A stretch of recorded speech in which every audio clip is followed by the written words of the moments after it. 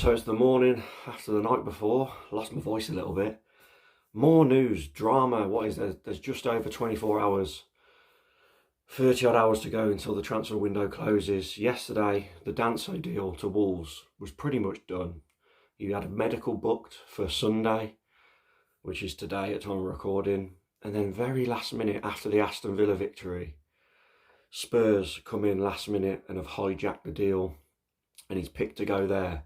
As gutted as I am, because I think he'd been a great addition to the squad, I don't think we need a character like that in the team who just is ditched us so many times. Like, he's turned us down early on in the window.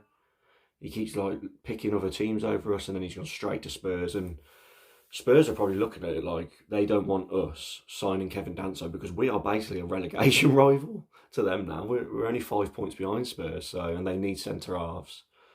And yeah, so this drama of the Dansos dragged all window. And what I found really funny as well, a bit of news I saw online, he's got the same agent as Mario Lemina, Kevin Danso has. And I saw somebody I'll get the tweet up, saying we should mess Mario Lemina around just to get his agent back. That's a bit petty, obviously, but it'll be interesting to see what happens with Mario Lemina, to be fair, because it looks like he's staying as well. Will he come back in? Obviously, Bellegarde doing fantastic last night. Boubacar Traore's back. Tommy Doyle come on. So the midfielder, all of a sudden, the midfield looks okay, just because of how good Bellegarde played.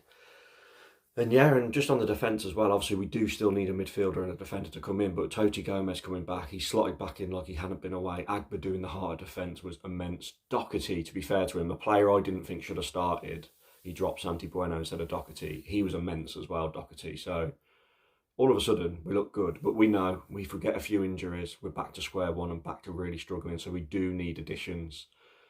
The Volodymyr Brasco, looks like we've put a bid in for him finally. I mentioned that on yesterday's vlog, Fabrizio dropping that bombshell. So yeah, whatever defender we do get in, let's hope he's good. We know it's not going to be Kevin Danso now. That drama's finally had a final nail in the coffin. There's going to be a lot of turns and twists in these last 24 to 38 hours.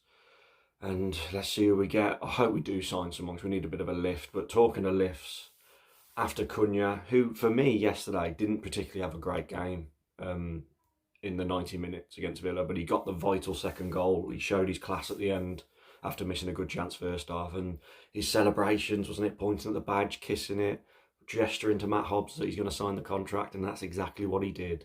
A new contract to 2029, rewarded for his brilliant season, highest paid player, and there is that relegation release clause in the contract, so if we go down, he will be leaving, but he probably will be leaving in the summer, whatever happens. It just means if we stay up, we'll get a lot more money for him than if we go down. And I'm glad this is done as well, because it's clearly been getting into Cunha's head, all this contract stuff and all this interest from other clubs. And it's affected his performances in the month of January. And like I said, I don't think he was particularly great yesterday. He's lost that bit of an edge of working hard for me.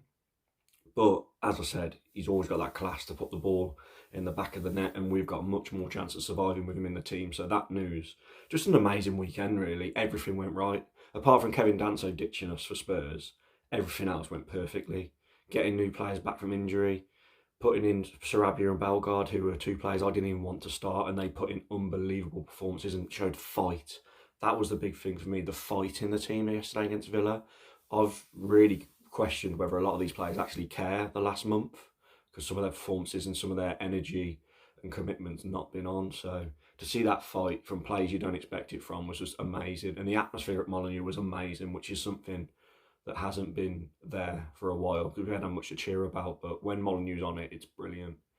So yeah, just thought I'd do a little update. It'd be so interesting to see what happens before the deadline, 11 o'clock Monday night. Please, Wolves, we still know that we want a midfielder and a defender, and please just get it done. Get it done, get that positivity in, and let's push our way to survival. We're so lucky that the like of Ipswich and Leicester are in the fight with us, because they are two poor teams. Let's be honest, they're two teams that are not as good as us when you compare the 11 to 11, and Ipswich really dropped one, losing to Southampton at home, really dropped one there, so that did us a big favour. So yeah, there we go. Danso rejects Wolves, goes to Spurs, but Matheus Cunha signs that new Wolves contract. Comment your thoughts down below. on all the latest news. Please like the video, please subscribe. This channel's going nuts at the moment, so I really do appreciate it. And it's free to subscribe. If you're watching it on the telly, get your phone out, please do it. Really helps the channel. And I'll catch you next video, which will probably be soon because there's so much going on with Wolves at the moment. There's a lot to talk about. Cheers, everyone.